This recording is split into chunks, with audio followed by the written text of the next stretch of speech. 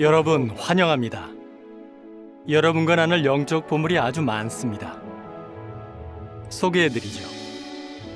어려운 성장기를 보낸 경우라도 어떻게 여호와와 좋은 관계를 쌓아나갈 수 있을까요? 디미트리스와 아기스의 격려적인 이야기를 들어보십시오. 배우자가 믿지 않는 사람일 경우라도 어떻게 계속 존경심을 나타낼 수 있을까요? 서로의 차이점에도 불구하고 에마가 남편 토머스에게 어떻게 그렇게 하는 법을 배웠는지 살펴보겠습니다. 이번 달 뮤직비디오는 어떤 친구가 진정한 친구인지 잘 보여줄 것입니다. 이제 JW 방송 2018년 11월 프로그램을 시작하겠습니다.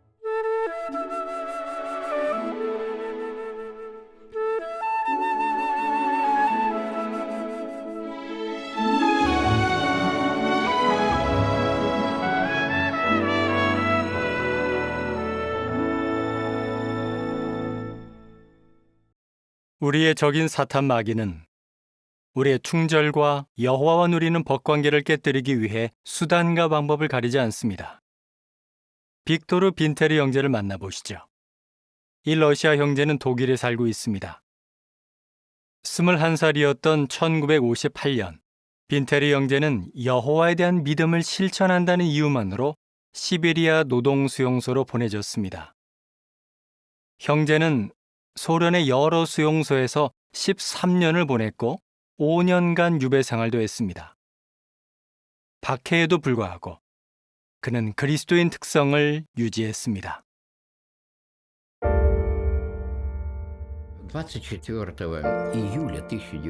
저는 1958년 7월 24일에 침례를 받았고 1958년 11월 5일에 군복무를 거부한다는 이유로 체포되었습니다.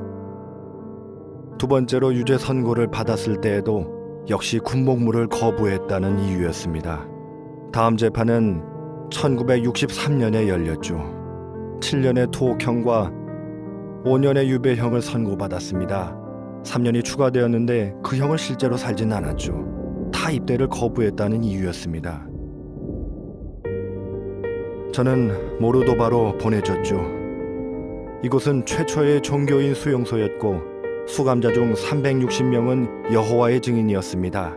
수용소 생활은 아주 엄하고 힘들었는데 그 당시 정권과 당의 방침이 바뀌었거든요. 그들은 수감자들을 굶주리게 해야 한다고 결정했습니다. 음식 배급량이 크게 줄었죠. 정말이지 그 당시에는 너무나 힘들었습니다. 겨울은 또 어찌나 추웠던지요. 3월인데 35도까지 떨어지기도 했습니다. 영하 35도요. 수용소에 있는 우리 형제들에겐 영적인 것이 최우선순위였습니다. 우선 360명의 형제들을 4개 회중으로 나누었고 각 회중을 집단으로 나누었습니다. 신뢰할 만한 형제들이 회중과 집단의 감독자를 맡았습니다. 우리는 형제들이 함께 성경을 공부하는 모임을 사회했는데 한 주에 한 번이 아니라 매일매일 날마다 모였습니다. 다들 매우 진지하게 임했습니다. 그러다 보니 세상적인 생각을 할 틈이 전혀 없었습니다. 매주 토요일과 일요일에는 함께 모여 합창을 했습니다. 우렁찬 남자들의 목소리로요. 노래를 부를 때 우리는 당직 감독관들이 있는 건물 근처에서 형제들이 망을 보게 했습니다. 건물에서 누가 나오면 한 형제에게서 다른 형제에게로 신호가 전달되었고 그런 식으로 우린 누군가 다가오기 전에 흩어질 수 있었죠. 아주 흥미로웠던 건 수용소 안에서 우리가 노래를 불렀다는 겁니다. 우리는 수감자였지만 우리의 청중은 바깥에 담 너머 나무 위에 앉아 있었죠. 바로 감독관과 교도관의 자녀들이 우리의 합창을 듣고 있었던 겁니다.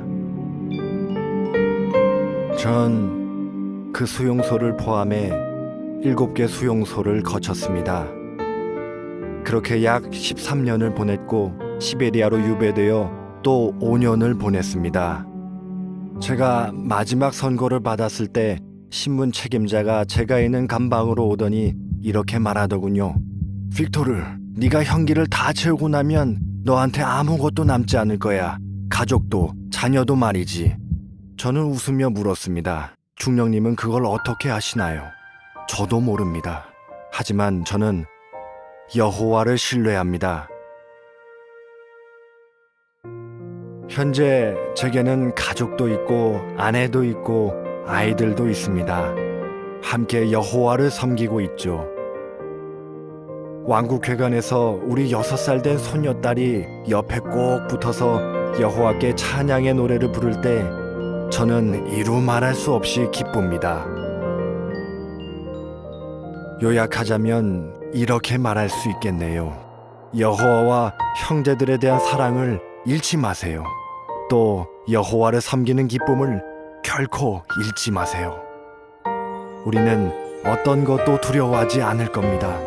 추위도 배고픔도 그 어떤 것도요. 신문 책임자가 형제에게 아기에 차서 했던 말을 기억하시나요? 너한텐 아무것도 남지 않을 거야. 가족도 자녀도 말이지. 현재 빈테리 형제는 80세가 넘었는데요. 보시는 것처럼 형제는 대가족에 둘러싸여 축복을 누리고 있습니다. 형제는 박해를 받으면서도 신권적인 일과를 유지하므로 박해하는 사람들에게 반감을 품지 않을 수 있었습니다. 그렇게 해서 그는 여호와와 좋은 관계를 유지했습니다. 그리고 선으로 악을 이겼습니다. 이번 달 프로그램의 주제는 이것입니다. 계속 선으로 악을 이기십시오. 사도 바울은 로마서 12장 21절에서 바로 그런 권고를 했습니다. 이건 쉽지 않은 일인데 우리가 사는 세상이 하느님과 진리에서 멀어져 있고 모두를 자기 틀 속에 밀어넣으려 하기 때문입니다. 이사야 5장 20절은 세상이 하느님의 표준을 어떻게 바꾸어 놓았는지 알려줍니다. 함께 보시죠. 선한 것을 악하다 하고 악한 것을 선하다 하는 자들, 빛 대신 어둠을 내주고 어둠 대신 빛을 내주는 자들, 단 것 대신 쓴 것을 내놓고 쓴 것 대신 단 것을 내놓는 자들에게 화가 있다. 하지만 우리가 성경에 들어있는 건전한 말씀의 표준에 고착하고 과거에 충실한 종들이 보인 본을 따른다면 우린 선으로 악을 이길 수 있습니다. 충실한 사람이었던 에녹은 아담이 600세쯤 되었을 때 태어났고 따라서 아담과는 약 300년 동안 같은 시기에 살았습니다. 하지만 그 시기에 두 사람이 만났거나 연락을 했다는 기록은 전혀 없습니다. 성경은 대홍수 이전의 그 세상에 폭력과 하느님에 대한 증오가 널리 퍼져 있었음을 보여줍니다. 여러 세기 후에 제자 유다는 하느님께서 에녹에게 알려주신 두려움을 불러일으키는 예언을 언급했는데 여호와께서 수만의 거룩한 자들, 즉 전투 대형을 한 자신의 강력한 천사 군대와 함께 모든 불경건한 자를 멸하러 오신다는 것이었죠. 에녹은 다가오는 그 심판과 멸망의 소식을 두려움 없이 선포했습니다. 그것도 혼자서 그렇게 했죠. 그 예언은 대홍수 때 성취되었습니다. 또한 그 일은 앞으로 닥칠 더 큰 멸망의 본보기가 되었죠. 당연하게도 창세기 5장 24절은 에녹이 참 하느님과 함께 계속 걸었다고 말합니다. 에녹의 본은 우리가 가족이나 친구들에게 반대를 받더라도 참 숭배를 확고히 옹호하도록 용기를 줍니다. 에녹은 대홍수 전 세상에 살던 악한 사람들에게서 인정받으려 하지 않았습니다. 우리도 곧 끝날 이 세상의 인정을 받거나 그 악한 길로 걷고자 하지 않죠. 종종 혼자라고 느낄 수 있지만 여호와께서 결코 에녹을 버리지 않으신 것처럼 오늘날의 충실한 종들도 버리지 않으실 것임을 기억해야 합니다. 에녹을 본받아 우리는 주변의 악한 영향이 여호와에 대한 우리의 믿음을 약화시키도록 허용하지 않습니다. 에녹처럼 우리도 선으로 악을 이길 수 있습니다. 나쁜 교제를 멀리하고 여호와 하나님과 그분의 조직의 지상 부분에 밀접히 고착하고 담대히 좋은 소식을 선포함으로 그럴 수 있죠. 예언자 엘리사는 악을 악으로 갚으려고 하지 않았습니다. 그렇게 하는 게 정당해 보일 때도 말이죠. 열왕기하 6장 14절에서 23절의 기록을 함께 살펴보겠습니다. 시리아가 이스라엘과 전쟁을 할 때였는데 시리아 군대가 매복해 이스라엘을 공격하려고 할 때마다 엘리사가 그 장소를 미리 알았기 때문에 시리아 왕은 매우 화가 났습니다. 엘리사가 이스라엘 왕에게 경고하면 왕은 매복 공격이 있을 곳으로 이스라엘 군대가 가지 않게 했던 거죠. 시리아 왕은 격분했습니다.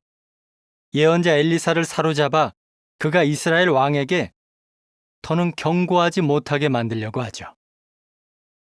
이제 시리아의 왕은 엘리사가 도단이라는 도시에 있다는 것을 알게 됩니다. 그래서 말과 병거들과 함께 큰 군대를 보내서 밤중에 도단을 포위하게 합니다. 엘리사를 사로잡기 위해서요. 이튿날 아침 여호와께서는 엘리사의 기도를 들으시고 놀라운 일을 하십니다. 그분은 시리아 군대가 일시적으로 눈이 멀게 하셨습니다.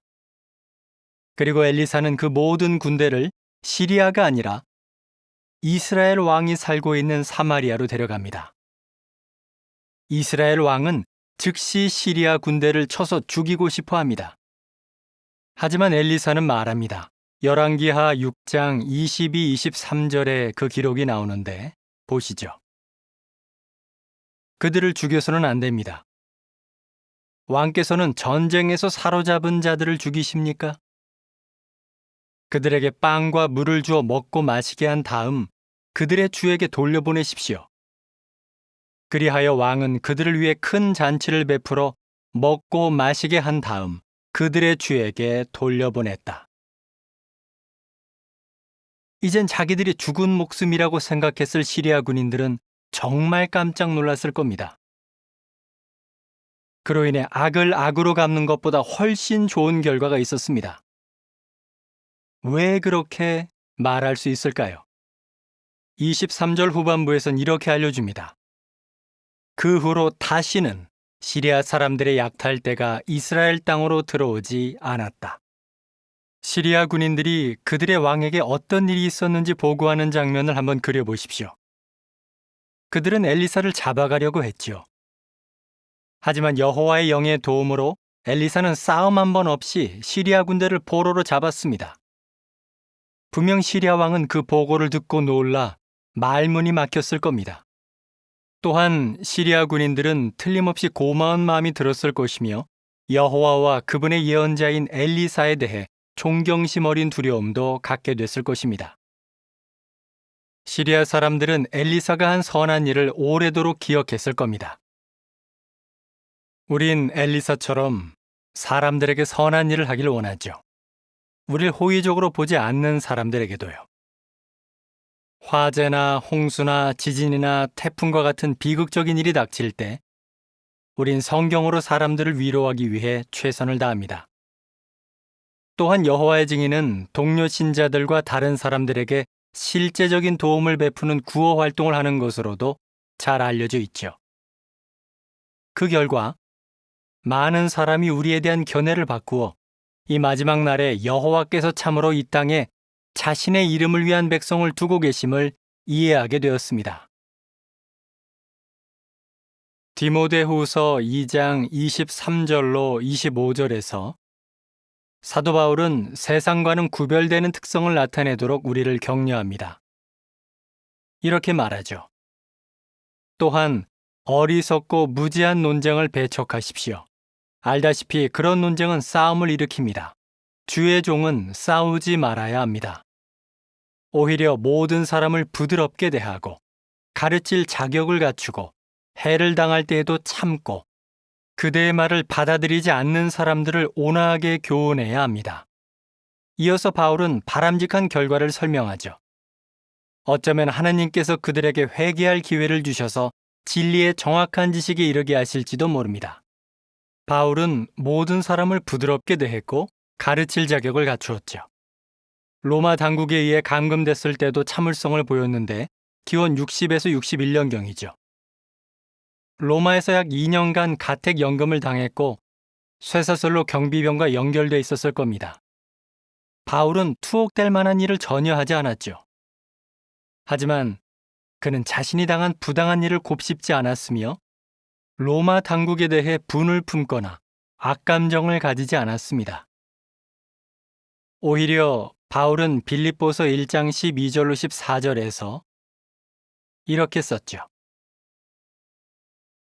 형제 여러분, 나에게 일어난 일이 오히려 좋은 소식을 널리 전하는 데 도움이 되었다는 것을 알기 바랍니다. 내가 그리스도를 위해 감옥에 갇힌 일이 모든 근위대와 다른 모든 사람들 가운데 널리 알려졌습니다. 주 안에 있는 대부분의 형제들은 내가 감옥에 갇힌 일로 인해 확신을 갖게 되었고 더욱 용기를 내어 하느님의 말씀을 두려움 없이 전하고 있습니다. 바울은 디도에게 보낸 편지 3장 1절과 2절에서 오늘날 그리스도인들이 선으로 악을 이길 수 있는 방법을 상기시켜 주는데요.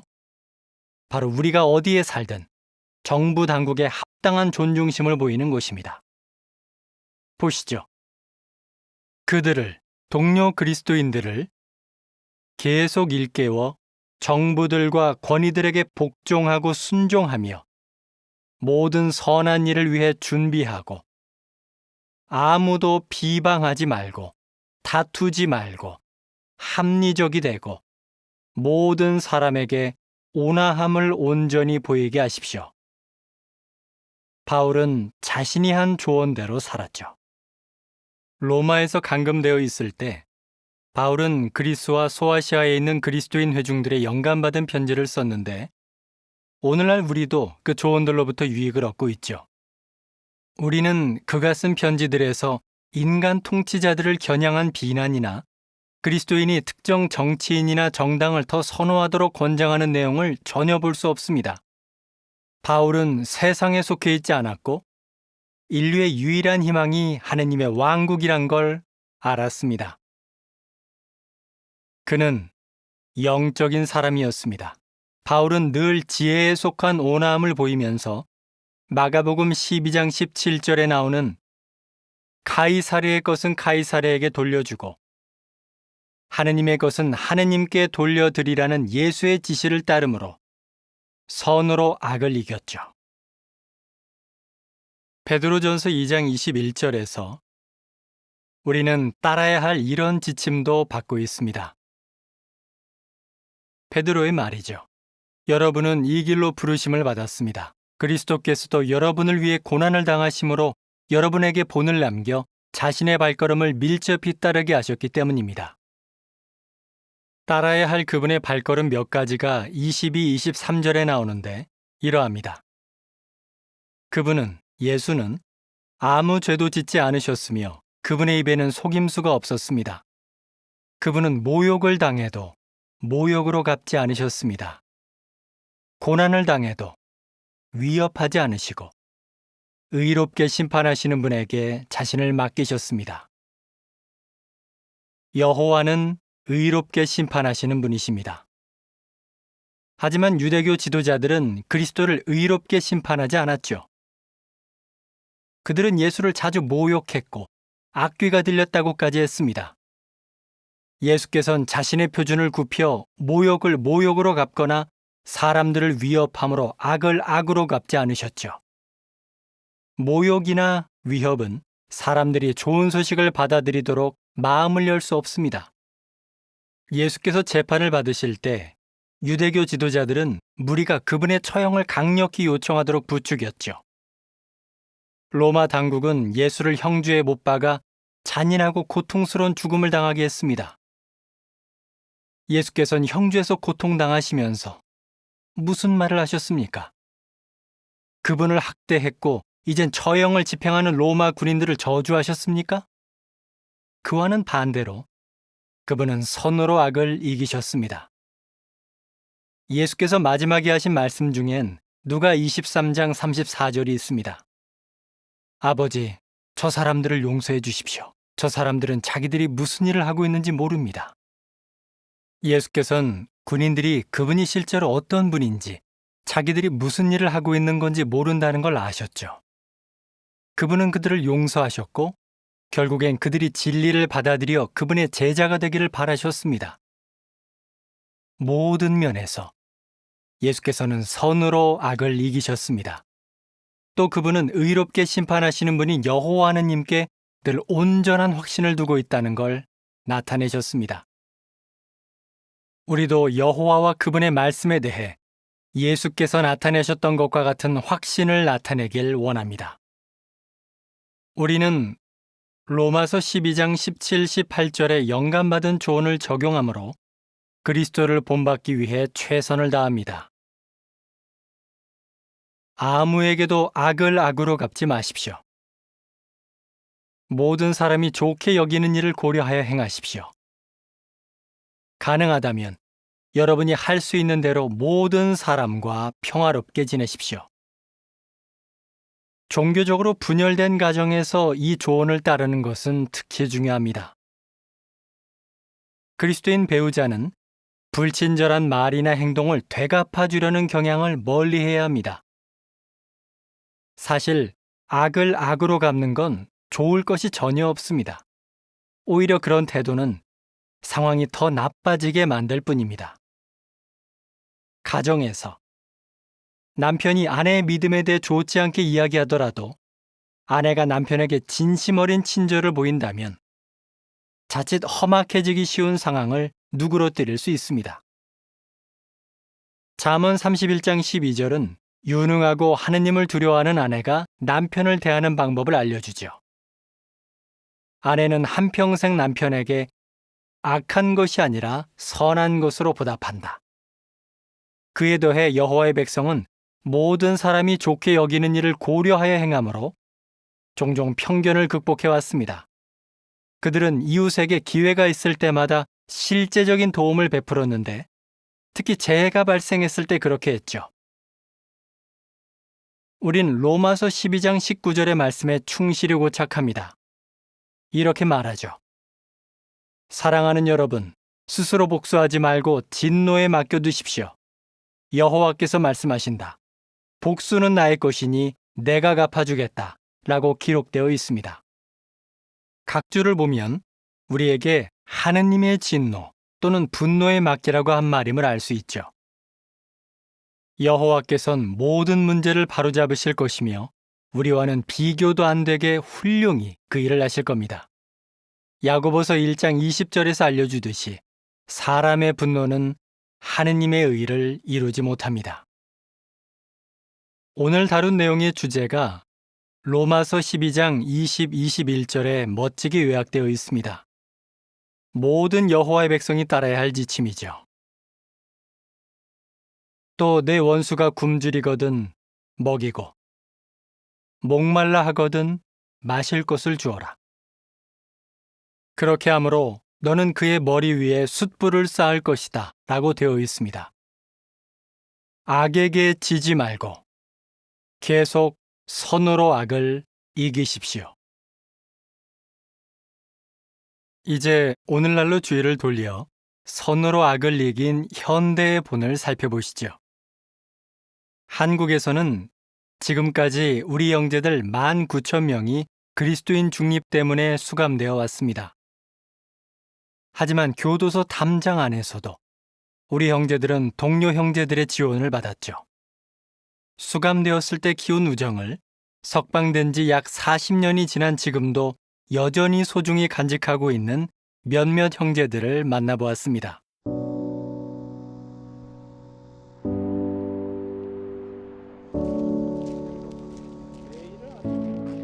내가 21살 때 양심에 따른 병역 거부로 인해서 논산훈련소 헌병대 영창에 들어가게 되었어요.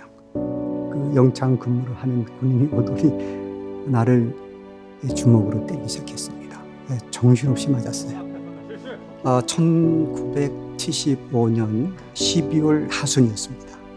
4명의 형제가 처음 그 독고청에 들어가게 됐는데 한마디로 관 속에 들어가 갇히는 느낌이었어요. 밖에 날씨는 영하 13도였고 벽이 채 마르지 않아서 냉장고처럼 찬 벽바람이 나왔습니다. 잘 때 형제들이 웅크리면서 자기도 모르게 끙끙 신음 소리를 내는 것을 들었어요. 제가 제 옆방에 있는 형제에게 창살 틈으로 손을 내민 거, 그 형제도 손을 맞잡고 우리 힘내자고 격려했습니다. 사실 저희 건강 상태가 그렇게 좋지 않았습니다. 체중은 47kg 정도 나갔고 수감 생활을 하는 동안 가족들의 지원을 받지 못하는 상태에서 정신적으로 신체적으로 허약했을 때 아마 극도로 어려웠을 때는 거의 식사를 못하는 그런 상황들도 있었습니다. 그러할 때 형제들은 죽을 공급해 준다든가 필요한 내복이나 또 소고기씨나 또는 겨울에 침낭 같은 걸 공급해 주어서 또 형제들의 사랑을 느낄 수 있었습니다. 세 번의 수감 생활을 통해서 제가 느낄 수 있었던 건 베드로전서 5장 7절의 말씀처럼 여호와께서 관심을 갖고 저를 돌보셨구나 하는 것을 더욱 실감하게 되는데요. 그리고 특히 우리 형제들을 통해서 지원을 해주셨구나 하는 걸 피부로 느낄 수 있었습니다. 그곳의 생활이 이제 아침에 오전 밥을 먹고 나가서 벽돌을 300장 나르는 거예요. 그리고 점심 먹고 와서 또 오후에 300장을 나르는데 그래서 저는 이제 빨리 일을 하기 때문에 한 20분 정도 쉬었다 들어갑니다. 근데 저보다도 힘이 좋고 건장한 박병만 형제가 있었는데 그 형제는 하루 종일 나르는 거예요. 근데 나중에 하게 됐는데 그 최성기 형제가 몸이 좀 약해가지고 이 형제가 대신 가서 그 최 형제의 몫을 해주는 거예요. 진정한 사랑, 숨은 사랑, 그 사랑을 나타내는 걸 보고 제가 진짜 큰 감동을 받았고 진리를 공부하는데 굉장히 큰 도움이 되었습니다. 안양에서 1977년도 4월 달에 침대를 받았습니다. 근데 침대 받고 나서 이제 좀 어려운 거 뭐냐면 지금까지 잘 기는데 왔는데 이제 어머니가 돌아왔어요. 나오기 한 2달 전에 또 아버지가 돌아왔어요. 그래서 이때가 아주 그 참기 어려웠었는데 그 형제들이 눈빛으로도 저를 감싸주고 또 말로도 감싸주고 따뜻하게 격려해주고 그러한 격려 속에서 제가 큰 감동을 받고 인내하고 그리고 출소하게 됐습니다. 한 번은 제가 심한 위장장애로 고생하고 있었는데 이곳에서 구할 수 있는 약 가지고는 치료가 잘 안 됐었어요. 그래서 많이 이제 고생을 하고 있었는데 그때 반찬으로 야채가 나왔는데 아침에 한 형제가 그 야채를 며칠씩 짓지어서 즙을 만들어 가지고 맨날 며칠 저를 정성껏 그 즙으로 간호한 적이 있었거든요. 그 희생적인 사랑과 형제를 나타낸 그 형제가 오늘따라 이렇게 보고 싶네요. 그 당시 교도소는 성경 이외에는 우리 협회 출판물이 하나도 들어오지가 않았었어요. 그때 형제들이 그 노래책 가사를 기억해서 그 가사를 적기도 하고 또 그 당시 지역대 때 불려졌던 얼마의 노래들이 있었습니다. 내가 여호와를 기다렸더니 귀를 기울이사 나의 간구를 들으셨도다. 이런 노래라든가 높고 영화로운 여호와께 노래하자. 우리가 소리를 죽이면서까지 고립된 장소에서 함께 노래를 부를 수 있다는 것이 우리 동료들끼리 서로 우정을 나누는데 큰 격려의 근원이 되었습니다. 고린도전서 10장 13절에 보면 하나님께서는 견딜 수 있는 것만 허락하시고 빠져나갈 길을 마련하신다는 격려적인 성구가 생각납니다. 고비고비의 순간들이 많았지만 그때마다 여호와께서는 바로 동료 형제들을 통해서 빠져나갈 길을 마련해 주셨다고 제가 확신하거든요. 지금 40년 세월이 흘렀지만 지금도 우리는 그 옛날 시절을 되돌아보면서 아직도 어제 일처럼 생각하면서 때로는 감동되어 눈물 짓곤 합니다. 40년의 우리의 우정의 역사에서 좀 더 의미 있는 여행을 해보자 해서 미국 본부 방문을 계획하게 되었습니다. 초등학교 때 소풍 가는 그런 심정이라고 얘기를 하고 오늘 또 모이니까 아주 새롭네요.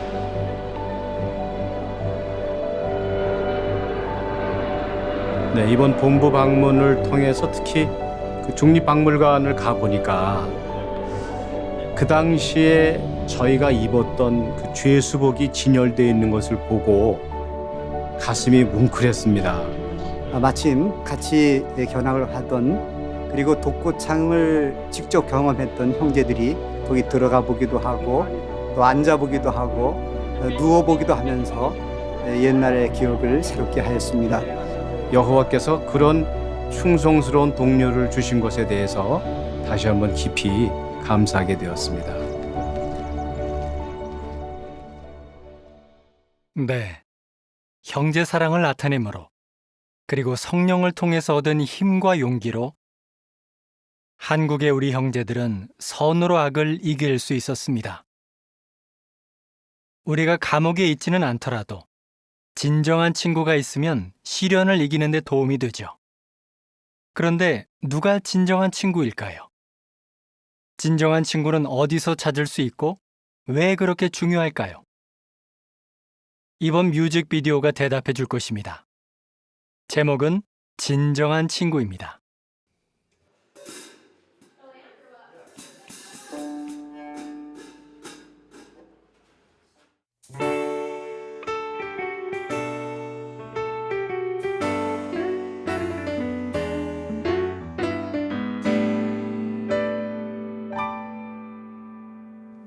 혼자라면 정말 힘이 들지 이 마지막 날에 함께 걸어갈 친구들 우린 정말 필요해 어디에서 진정한 친구 찾을 수 있을까 여호와의 말씀을 들어봐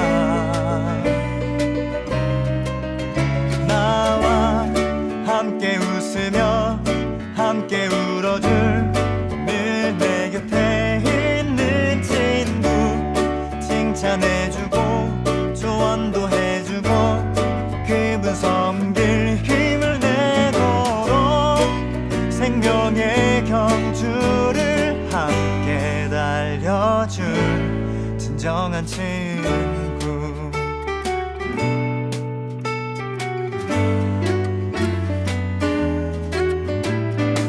언제라도 사랑하지 진정한 친구는 기분 나쁠 때도 싸우지 말고 기도해 그런데 나이는 말야 숫자일 뿐이야 우린 서로 힘줘야 해 다 함께 갈 거야 낙원으로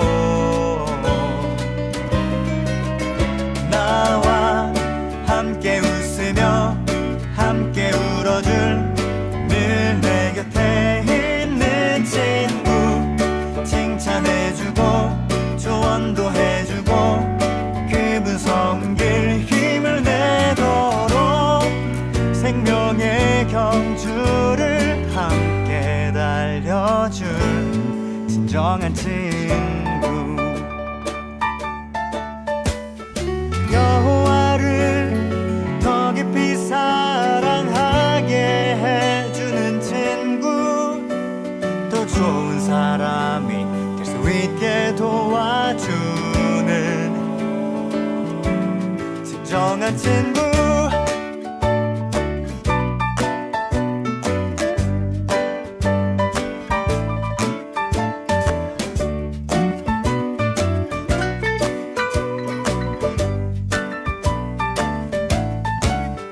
나와 함께 웃으며 함께 울어줄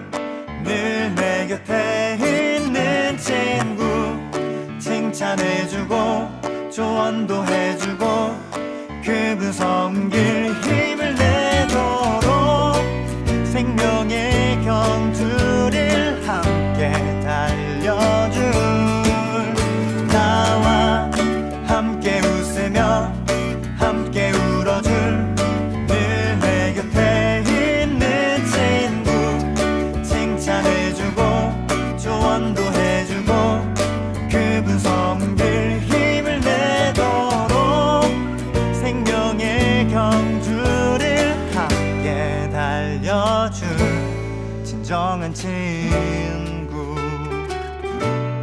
그게 바로 진짜 친구.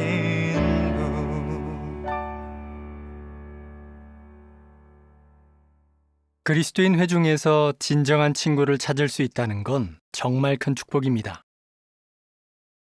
하지만 때때로 우리의 불완전성으로 인해 소중한 친구들 사이를 가로막는 장애물이 생기기도 하는데, 그러면 형제들에 대한 부정적인 감정을 갖게 될 수 있죠. 베델 아침 숭배에서 중앙 장로회의 제프리 잭슨 형제가 그러한 생각에 대처하는 법을 이야기할 때 유의해 보십시오. 성경을 펴서 함께 골로새서 3장 13절을 보도록 할까요?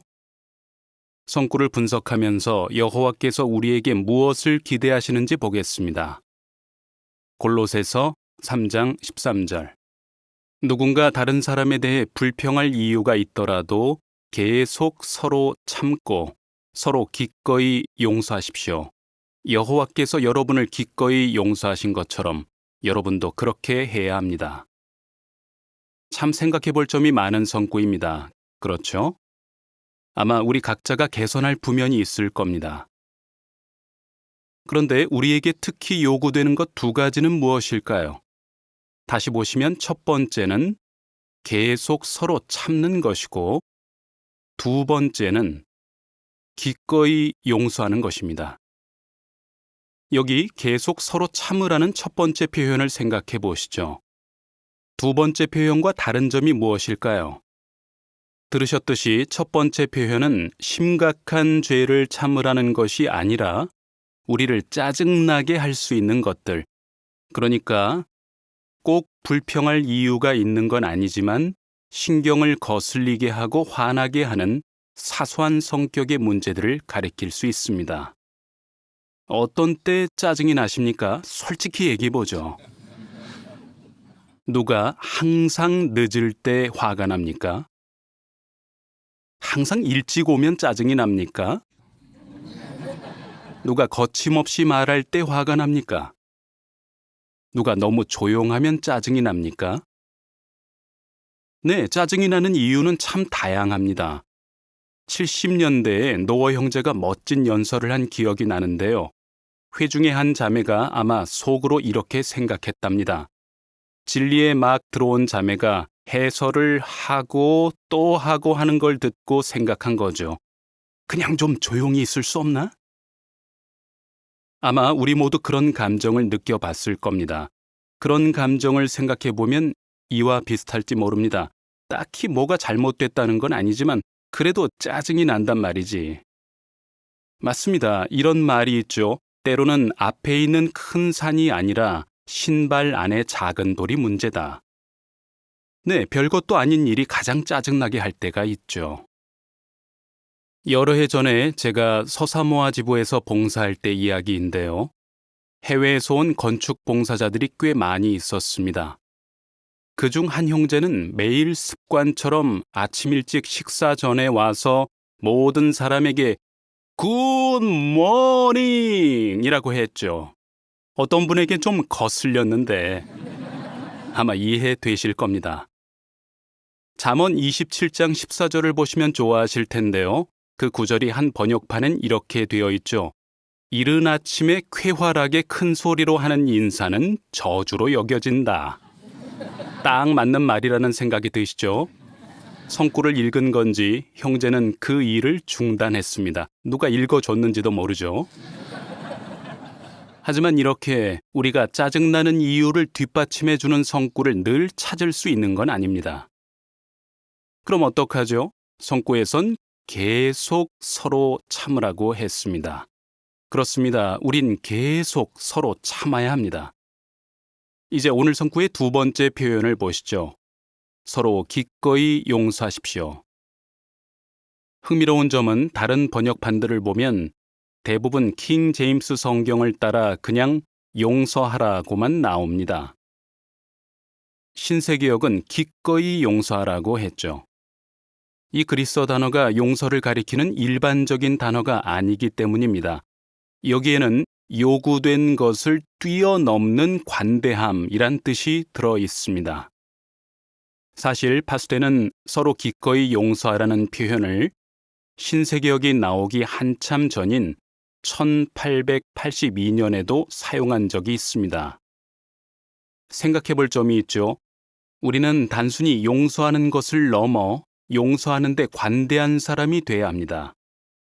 우리는 사실상 용서를 받을 자격이 없는 사람에게도 기꺼이 용서를 베풀고자 해야 합니다. 그럼 우리가 계속 서로 참고 기꺼이 용서하는 이 두 가지 면에서 발전하는 데 관심을 가져야 하는 이유는 무엇일까요? 우린 그 이유를 여러 차례 들어서 잘 알고 있죠. 첫 번째는 여호와께서 용서해 주셨기 때문입니다.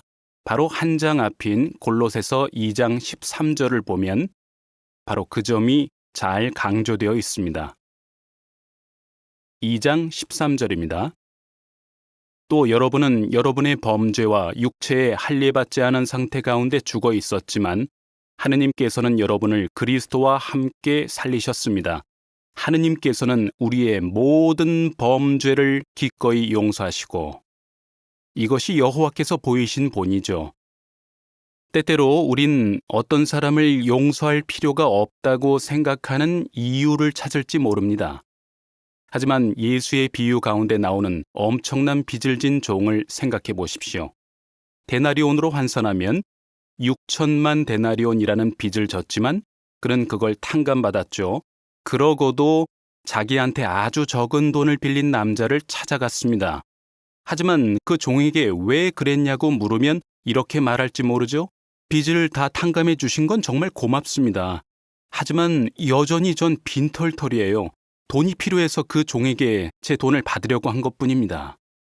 네, 핑계 없는 무덤은 없죠. 여호와의 본을 따르지 않을 경우에도 늘 핑계는 있습니다. 하지만 골로새 3장 13절에서 뭐라고 했었죠? 다른 사람에 대해 불평할 이유가 있더라도 라고 했죠. 따라서 어떻게 해야 할진 분명합니다. 두 번째 이유는 우리도 다른 사람의 용서가 필요하기 때문입니다.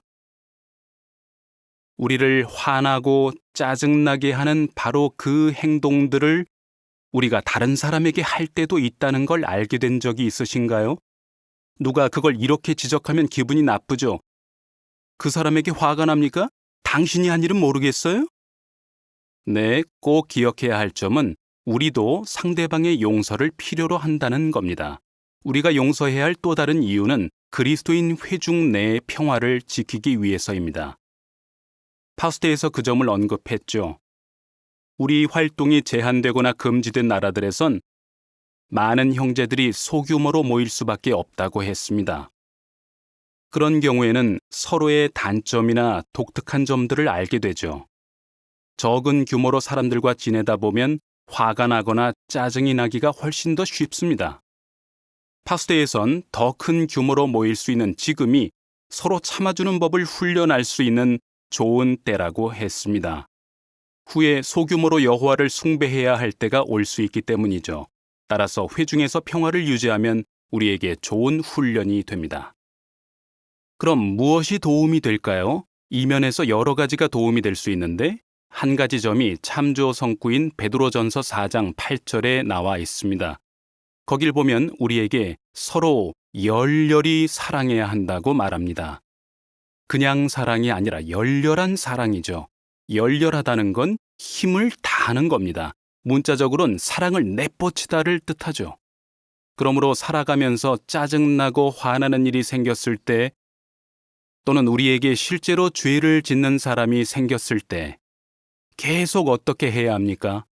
계속 서로 참으십시오. 계속 서로 기꺼이 용서하십시오. 이 현명한 조언은 두 사람이 인생을 함께하기로 결정하는 결혼 생활에도 아주 잘 적용됩니다. 배우자가 믿지 않는 사람일 수도 있죠. 서로 신앙이 다를 때 이런저런 갈등이 생길 수 있지만 상황에 어떻게 대처하고 극복하느냐에 따라 평화를 이루고 훌륭한 증거를 할 수 있습니다.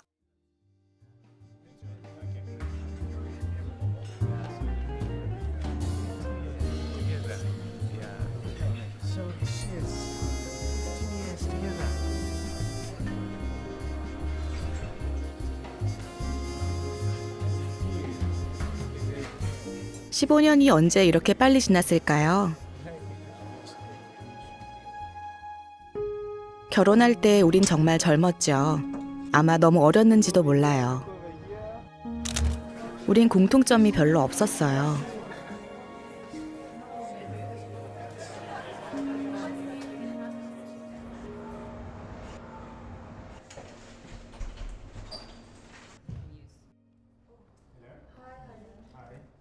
전 성경 공부를 시작했을 때 남편 토머스도 저처럼 진리를 배우는 걸 좋아할 줄 알았어요.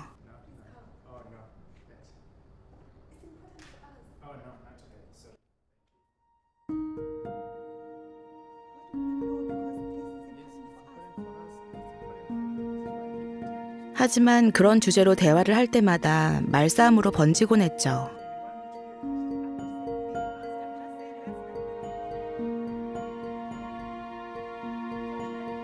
뒤돌아보니 그때 제가 좀 더 잘했더라면 좋을 뻔했어요.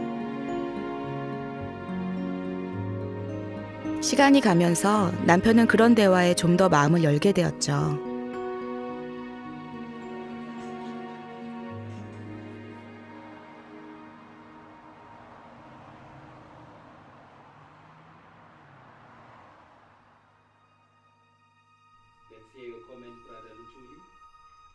하지만 혼자 하느님을 섬기는 건 쉽지 않았어요.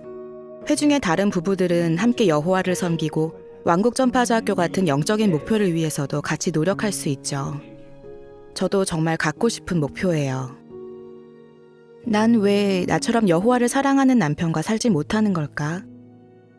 아비가일도 그렇게 느꼈을지 몰라요. 그럴 이유가 더 많았죠.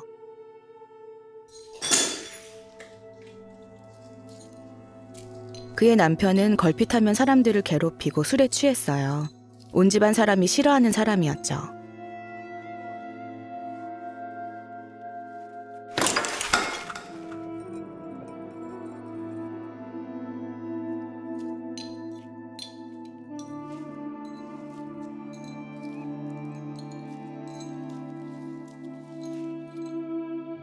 당시엔 흔히 부모가 정해준 사람과 결혼했기 때문에 아비가일은 자기 상황을 어떻게 하기가 어려웠어요. 하지만 자신이 통제할 수 없는 일이 아니라 통제할 수 있는 일에 집중하는 영적인 여자라는 걸 말과 행동으로 보여줬죠. 저도 그렇게 하기로 결심했어요. 마태복음 19장 6절에 나오는 예수의 말씀을 묵상했죠. 하느님께서 짝지어 주신 것을 사람이 갈라놓아서는 안 됩니다. 여호와께의 결혼은 영구적인 거예요. 믿지 않는 사람과 한 제 결혼도요.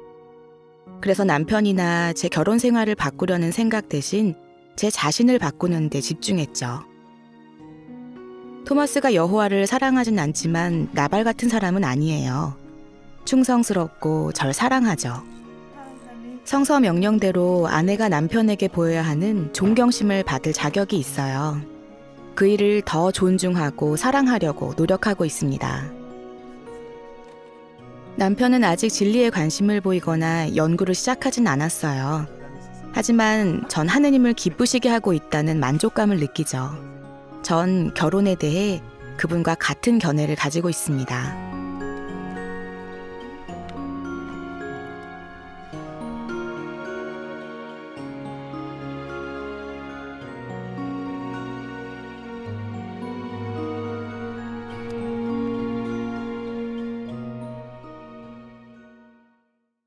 아주 흥미롭네요. 토머스도 진리가 유익하다는 걸 서서히 깨닫고 있죠. 분명 아내의 충실하고 존중심 있는 행실이 남편이 여호와를 보는 관점에 깊은 영향을 준 겁니다. 진리는 정말 사람을 변화시킬 수 있죠. 여호와에 대해 배우면 변화하고 더 나은 삶을 사는 데 도움이 됩니다. 이제 친형제간인 디미트리스와 아기스를 만나보실 텐데요. 힘든 성장기를 보냈어도 어떻게 선으로 악을 이길 수 있는지를 보여주는 훌륭한 분입니다.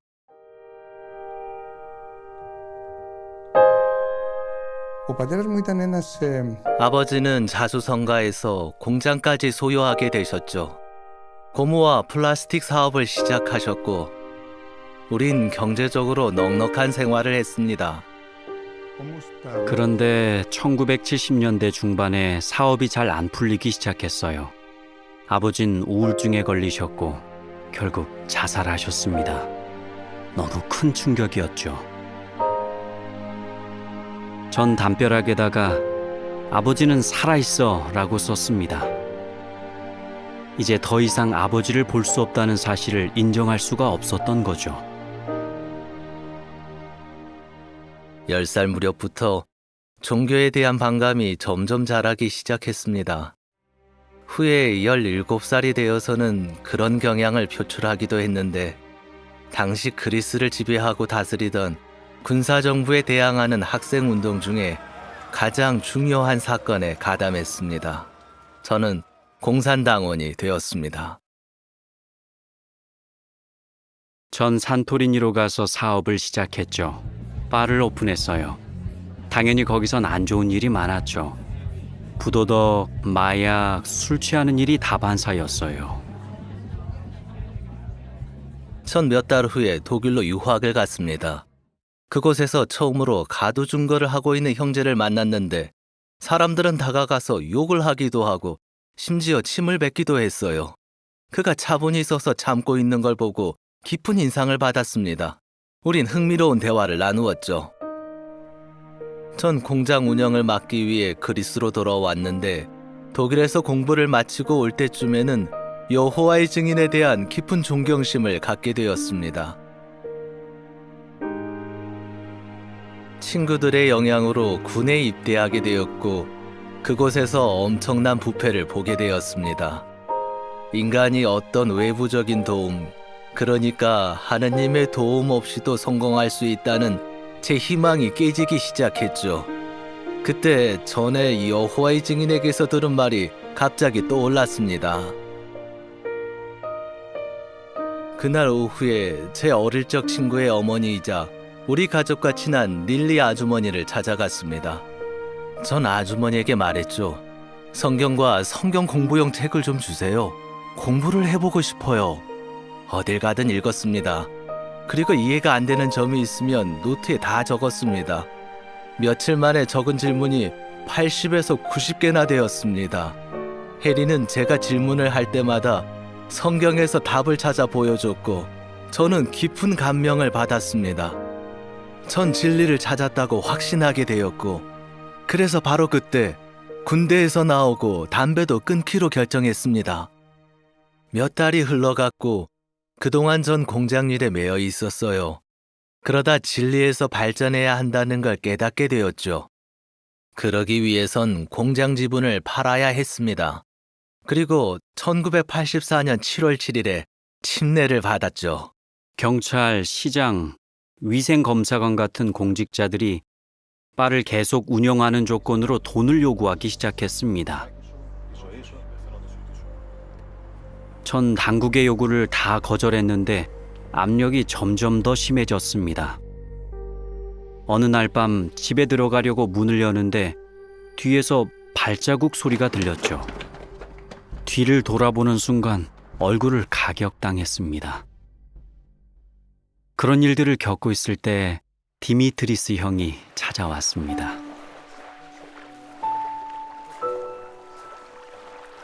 우린 형제였지만 사실 교류가 거의 없었습니다.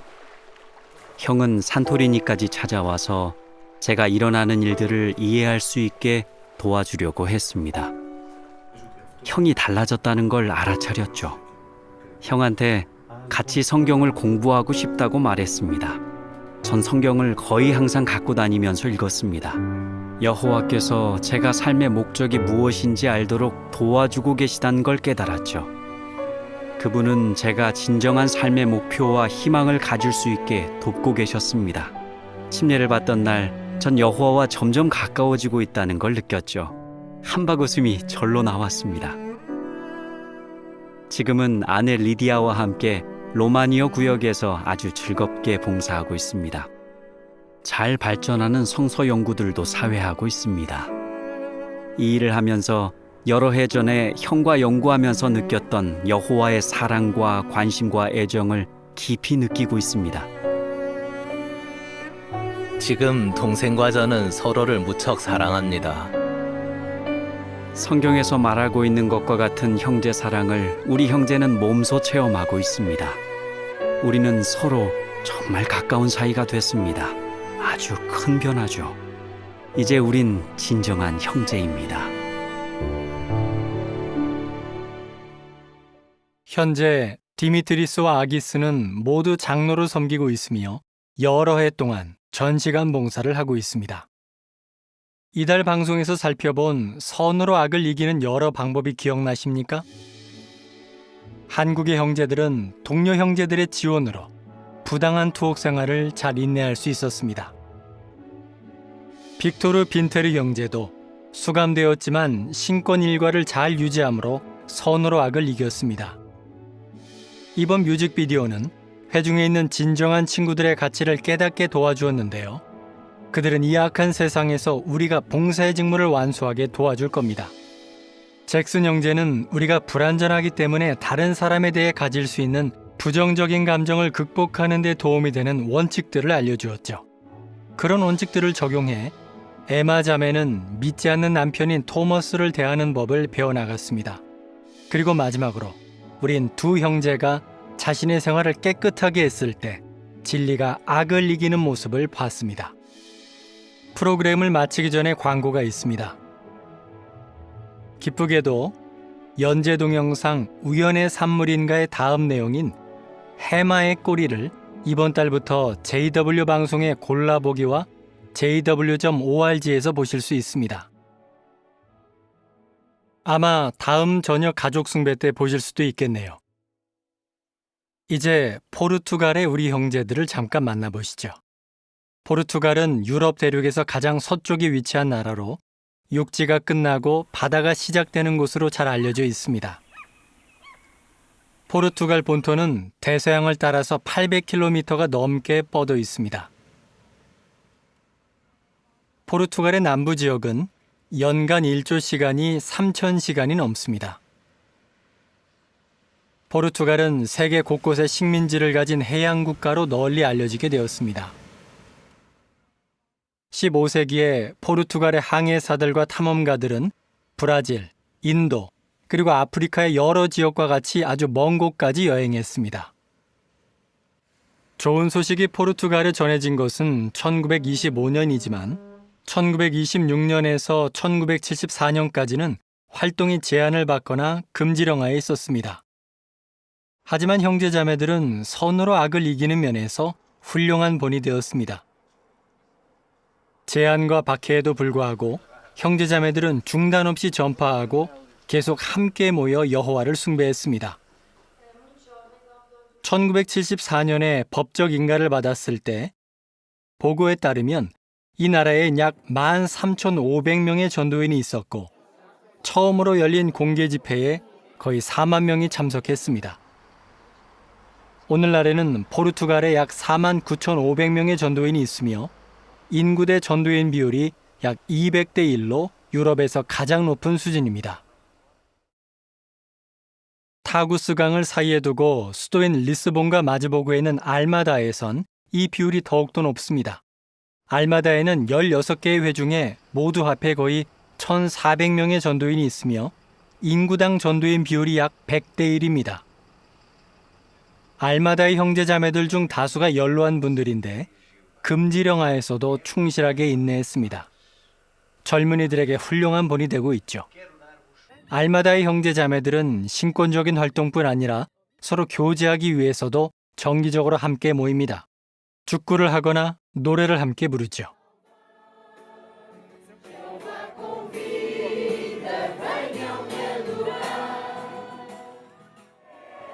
이들 모두가 전 세계 형제 자매들에게 사랑과 안부를 전합니다. 지금까지 여호와의 증인의 세계 본부에서 JW 방송이었습니다.